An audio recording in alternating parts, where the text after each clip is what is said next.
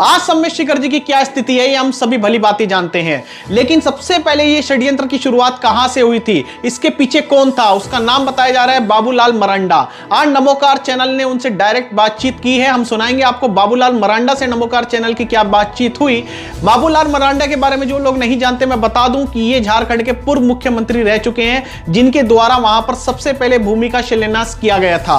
उसके बाद ये मांस मदिरा की घटनाएं सामने आई और आज हम सभी जान रहे हैं कि हमारा जो सबसे पावन तीर्थ है उसे किस तरह से एक पर्यटन स्थल बनाने की पूरी कोशिश की जा रही है और वहां पे प्रतिदिन हजारों अलग अलग जगह से लोग आ रहे हैं, वहां पर मांस मदिरा का सेवन कर रहे हैं, अश्लील गानों पर नृत्य कर रहे हैं। तो ये सारी घटनाएं क्यों हो रही है, क्यों, कौन इस साजिश के पीछे है, इसी के साथ मैं आपको यहां पर यह भी बताऊंगा कि जो इस समय झारखंड के वर्तमान मुख्यमंत्री हैं हेमंत जी, उनसे भी नमोकार चैनल ने संपर्क साधा है। क्या उनसे बातचीत हुई उनके पीए से, उसके बारे में भी हम यहां पर आपको पूरी डिटेल देंगे, तो इस वीडियो को अंत तक जरूर देखिएगा। देखिए, सबसे पहले ये बात जाननी जरूरी है कि ये सम्मेश शिखर जी का मुद्दा उठा कहां से। जैसे कि मैंने आपको बताया कि सबसे पहले वहां पर भूमि शिलान्यास किया गया था। उस समय भी बाबूलाल मरांडा जी से हमारी बात हुई थी और उन्होंने ये आश्वासन दिया था कि राहुल जी, इस तरह की घटनाएं आने वाले समय में नहीं होंगी और वहां पर जो भूमि शिलान्यास किया गया है उससे आपके तीर्थ क्षेत्र को कोई खतरा नहीं है। लेकिन हम जानते हैं कि ये सारी चीजें बेकार की हैं और वहां पर भूमि शिलान्यास ही नहीं होना चाहिए था जब वो तीर्थ जैन समाज का तीर्थ है। सबसे पहली बात। दूसरी बात, और अब वहां पर किस तरह की जो कुकृत्य सामने आ रहे हैं, तो इस घटना के पीछे देखिए ये पूरी तरह से एक षड्यंत्र है। आज से पहले इस तरह का मांस मदिरे का सेवन वहां पर करते हुए नहीं देखा गया, लेकिन जब से ये शिलान्यास हुआ उसके बाद से ये घटनाएं क्यों हो रही हैं, वो सिर्फ इसलिए कि किसी तरह से जैन समाज की जो पवित्रता है उसे भंग कर दिया जाए, उसे एक पर्यटन स्थल का रूप दे दिया जाए। और जब पर्यटन स्थल बन जाएगा तो वहां पर मौज मस्ती भी होगी, वहां पर लड़कीबाजी भी होगी, वहां पर शराब का सेवन भी होगा, धूम्रपान भी लोग करते हुए हमें वहां पर दिखाई दे रहे हैं। आप यहां पर देख सकते हैं कितना जन सैलाब वहां पर आ रहा है। तो ऐसा वहां पर कौन सा खजाना निकल गया कि इतने हजारों लाखों की संख्या में लोग वहां पर उमड़ रहे हैं? क्या उनके तीर्थ क्षेत्र खत्म हो गए कि उन्हें यहां पर आना पड़ रहा है मौज मस्ती करने के लिए? क्या उनके पास जिस शहर से वो आ रहे हैं, कुछ लोग बताया जा रहा है बेंगलोर की तरफ से आ रहे हैं, कोई कहीं से आ रहे हैं, और सबसे ज्यादा इसमें मतलब मैं यही कहूंगा कि जितने भी वहां पर लोग आ रहे हैं वो ना तो मिडिल क्लास है ना ही हाई क्लास है, वो एक लोअर क्लास कैटेगरी के लोग वहां पर सबसे ज्यादा देखे जा रहे हैं और उन्हें भ्रमित किया जा रहा है। बल्कि मेरे सुनने में तो यहां तक आया है कि कुछ राजनेताओं द्वारा उन्हें पैसा खिलाया जा रहा है कि ये लो पैसा, और उनके लिए बसें और गाड़ियों का क्या प्रबंध कराया जा रहा है कि आपको यहां पर आना है और इस तरह से अपना समय बिताना है। तो आप समझ सकते हो कि कितने बड़े लेवल पर यह साजिश की जा रही है। लेकिन अब हम इसका समाधान क्या निकाल सकते हैं? देखिए, सबसे बड़ी बात है, और ये मैं पहले भी अपनी कई वीडियो में कह चुका हूं कि हमारा जैन समाज जिसका जीडीपी में इतना बड़ा सहयोग रहता है, लेकिन सबसे बड़ी हम लोगों की कमी यह है कि हम लोगों में एकता नहीं है।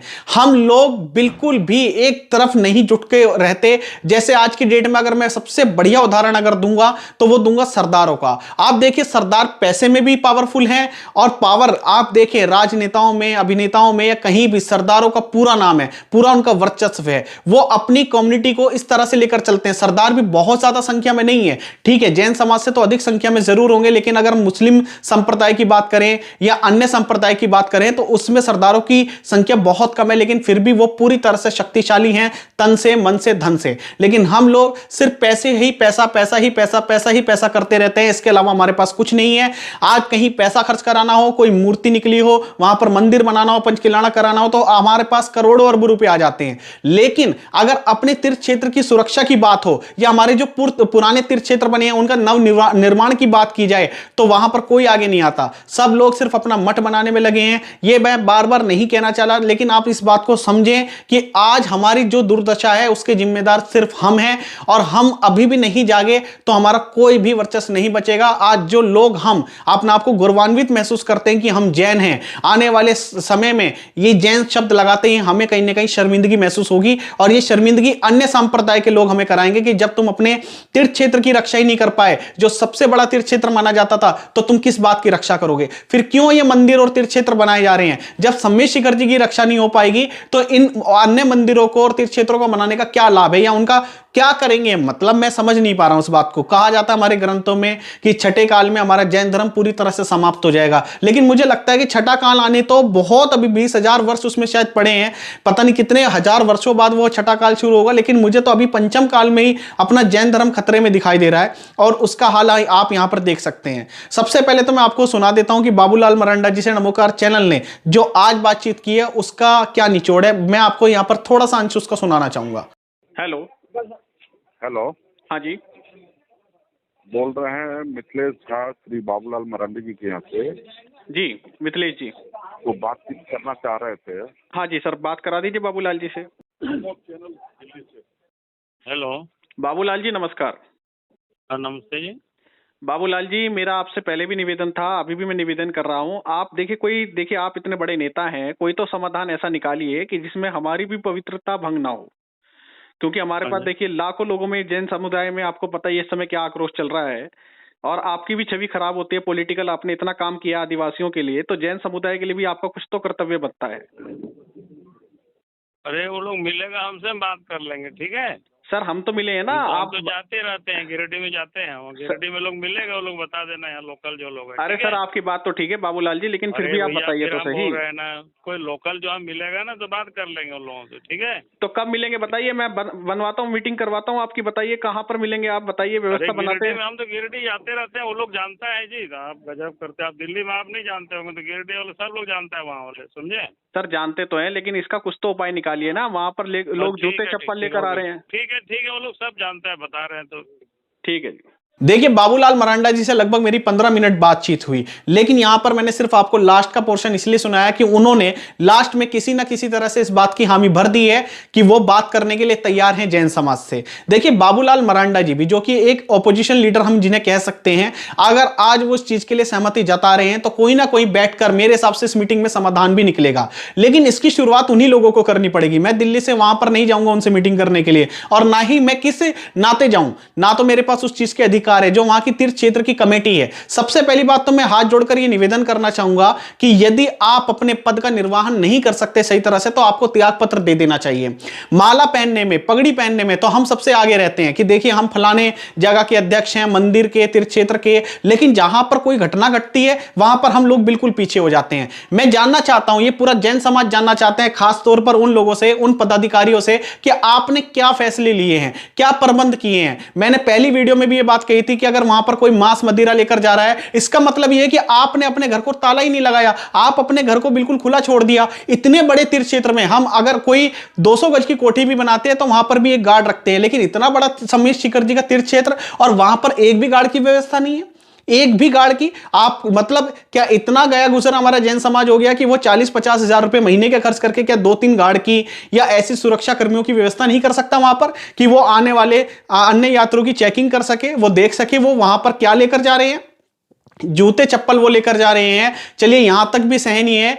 लेकिन इसके अलावा वहां पर वो मांस मदिरा का सेवन कर रहे हैं, हमारे जो चरण है वहां पे पूज्य चरण है उन पर वो अपने पैर रख रहे हैं, जूते रख रहे हैं वहां पर, इस तरह की भी घटनाएं सुनने में आ रही हैं। तो क्या हो रहा है ये, और इसका सबसे बड़ा दोष कौन है? देखिए अगर आप सम्मान पाने के, अगर आप अपने आप को हकदार मानते हैं तो कहीं ना कहीं आपको ही सबसे आगे आना चाहिए। वहां के तीर्थ क्षेत्र कमेटी के जितने भी पदाधिकारी हैं, जिनके अंडर में सम्मित शिखर जी की कमेटी पूरी बनी है, तो मैं उनसे खास तौर पर यह निवेदन करूंगा, चाहे हमारे आचार्य हो, मुनि हो, वो इस पर पुरजोर आवाज उठाए, सिर्फ अपने मठ में ना बैठे रहें, इस पर आवाज उठाएं, इस पर बताएं। और सबसे बड़ी बात मैं यहां पर एक बात और कहना चाहूंगा कि वो हमेशा एक बात बोलते हैं कि देखो जी आप तो वहां पर बैठे बैठे वीडियो बना रहे हैं, आप तो ऐसा कर रहे हैं, आप तो वैसा कर रहे हैं। मुझे भी सम्मित शिखर जी की जो मैंने पहली वीडियो बनाई उस पर भी मुझे काफी ज्यादा कुछ लोगों के द्वारा अपोज किया गया कि भाई आप इस वीडियो को हटा दें, आपकी वीडियो बनाने से हमें दिक्कत हो जाएगी, आप तो वहां पर एक बार आते हैं दर्शन करने, लेकिन हमें तो यहीं रहना है, हमें कोई मारकर। अगर आप इतना डरते हैं, अगर आपको लगता है कि भाई आपको इतनी अपनी जान प्यारी है, अगर आप अपने शिखर जी के लिए, अपने धर्म के लिए कुछ कर नहीं सकते, तो क्या फायदा है आपको उस पद पर रहने का, क्या लाभ है आपका? मैं तो सिर्फ स्पष्ट तौर पे ये बात जानना चाहता हूं आपसे। और अगर आप भी मेरी बात से सहमत है, जो भी लोग ये वीडियो देख रहे हैं, तो इस वीडियो को अधिक से अधिक पूरे जन समुदाय में फैलाओ। क्योंकि देखिए मैंने आपको पहले भी बताया था कि अहिंसक और नपुंसक में सिर्फ एक महीन रेखा का ही फर्क होता है। आज अहिंसा से हम कहां धीरे धीरे धीरे धीरे अब नपुंसक तक की दहलीज पर पहुंच गए हैं, ये हमें खुद ही नहीं पता चल रहा। लेकिन आज सच बात यही है, अगर हम अपने सम्मित शिखर जी की रक्षा नहीं कर पाए तो आप ये समझकर चलें, फिर जितने भी मंदिर आपके गली कूचे में बने हुए हैं, जितने भी तीर्थ क्षेत्र बने हुए हैं आपके शहरों में, उनका भी कोई लाभ नहीं है, उनका भी कोई फायदा नहीं है। गिरनार जी हमारे हाथ से पूरी तरह निकल चुका, अब सम्मेद शिखर जी की बारी है। और सम्मेद शिखर जी के लिए मैंने आपको बता दिया, एक जन सैलाब चाहिए। जैन समुदाय अगर अपने पर आ जाए, सबसे पहली बात यह कि अपने पैसे को दिखावे में ना खर्च करके आप पावर पे खर्च करें। ऐसे ऐसे नेताओं को आप बुलाकर वहां पर माला पगड़ी पहनाते हैं बड़े बड़े कार्यक्रमों में, लेकिन वही नेता जब हमारे जैन समुदाय पे, हमारे जैन समाज पे, हमारे जैन मंदिर पे, हमारे जैन तीर्थ क्षेत्र पर जब कोई घटना घटती है या कोई भी उस पर आफत आती है, तो वही नेता सबसे पीछे लाइन में खड़े हुए दिखाई देते हैं और अब कोई भी आगे नहीं आ रहा। जितने भी मंत्री हमारे जैन समुदाय के बने, एक तो सबसे पहली बात तो हम पॉलिटिक्स में कितने कमजोर हैं। पॉलिटिक्स हो, बॉलीवुड हो, कहीं भी नेता हो, अभिनेता हो, आप देख ले जैन का नामो निशान दिखता नहीं है। और जो लोग जैन है वो अपने आप को जैन मानने को ही तैयार नहीं है। सबसे बड़ा दुर्भाग्य तो हमारा ये है, जब अपनी कौम के लोग अपने ही आपको ये कहेंगे कि नहीं जी हम तो जैन नहीं है, हम तो हिंदू, हम तो सब धर्मों को मानते हैं, तो फिर क्या होगा? फिर कुछ नहीं हो सकता। फिर हम अपने जैन समाज की, जैन धर्म की रक्षा किस प्रकार कर पाएंगे? तो सबसे पहले तो यह बात है कि आप ऐसे लोगों को चुनिए, ऐसे लोगों को सपोर्ट कीजिए जो कहीं ना कहीं आपके जैन धर्म में, आपके जैन समाज में आस्था रखते हैं, हमारे जैन धर्म को अपना मानते हैं। जैन लगाने से कुछ नहीं होता। इतने जैन यहां पर सांसद हो, मंत्री हो, स्वास्थ्य मंत्री कोई भी हो, लेकिन अब हम देख रहे हैं कि सम्मेद शिखर जी पर भी एक भी ऐसे नेता की आवाज नहीं उठ रही है पुरजोर से कि अगर वो चाहता तो इस पर आवाज उठा सकता। आज मीडिया को, आज हमें चीख चीख कर ये कहना पड़ रहा है। कहा जाता है हमारे अखबारों में जो जैन है, मैं किसी का यहां पर नाम नहीं लेना चाहता, लेकिन आप इशारों में मेरी बात समझेंगे, क्या वो अपने अखबार पे, इतनी बड़े अखबार वो चलाते हैं, क्या वो फ्रंट पेज पे सम्मेद शिखर जी की घटना को नहीं छाप सकते? क्यों नहीं छापते? आज हमारे जो टीवी चैनल है जैन समाज के, आज अगर कोई चंदा इकट्ठा करना हो तो वो फटाफट से खड़े हो जाते हैं और चंदा मांगने लगते हैं। यहां पर ये मंदिर बन रहा है, आप यहां पर इतना दान दीजिए, उतना दान दीजिए, ये प्रतिमा आप अपनी ओर से स्थापित कीजिए। आज सम्मेद शिखर जी के लिए आवाज क्यों नहीं उठ रही? आज वो क्यों अपने टीवी चैनल पर इस बात का पुरजोर विरोध नहीं कर रहे हैं? क्यों नहीं करते? सिर्फ पैसा पैसा पैसा पैसा। और ये पैसा भी हम किसके लिए कमा रहे हैं? दूसरों के लिए। क्योंकि जो पैसा आज हम निर्माण कार्य में लगा रहे हैं, अपना खून पसीने की जो कमाई लगा रहे हैं, कल को अधिकार तो दूसरों का ही होने वाला है उस पर। इतनी इतनी बड़ी बड़ी प्रतिमाएं, इतना सब कुछ हम करते हैं, किसके लिए करते हैं? मुझे लगता है कि हम लोगों को अब जाग जाना चाहिए। और मेरा आप लोगों से बहुत हाथ जोड़कर निवेदन है कि अगर आप चाहते हैं कि हमारे सम्मेद शिखर जी की रक्षा हो, तो ये बात आग की तरफ फैलनी चाहिए और वहां के पदाधिकारी को सामने आकर अपना बयान देना चाहिए कि वो उसके लिए क्या प्रबंध कर रहे हैं। बाबूलाल मरंडा, आपने खुद सुन लिया, वो उनसे मीटिंग करने के लिए तैयार हैं, उन्होंने स्पष्ट बोला है। अब ये हमारे जैन समाज का कर्तव्य बनता है, वहां के पदाधिकारियों का कर्तव्य बनता है कि वो उनसे संपर्क साधे, और यदि वो अपनी तरफ से कोई नेगेटिव रिस्पॉन्स दे तो नमोकार चैनल से संपर्क करें। हम चुप नहीं बैठेंगे, मैं चुप नहीं बैठूंगा। मेरे पास भी बहुत सारी धमकियों के फोन आ चुके हैं कि ऐसा हो जाएगा, आपके साथ ऐसा हो जाएगा, वैसा हो जाएगा, लेकिन मैं डरने वाला नहीं हूं। और मुझे लगता है कि आप लोगों को भी नहीं डरना चाहिए और स्पष्ट तौर पे सामने आना चाहिए।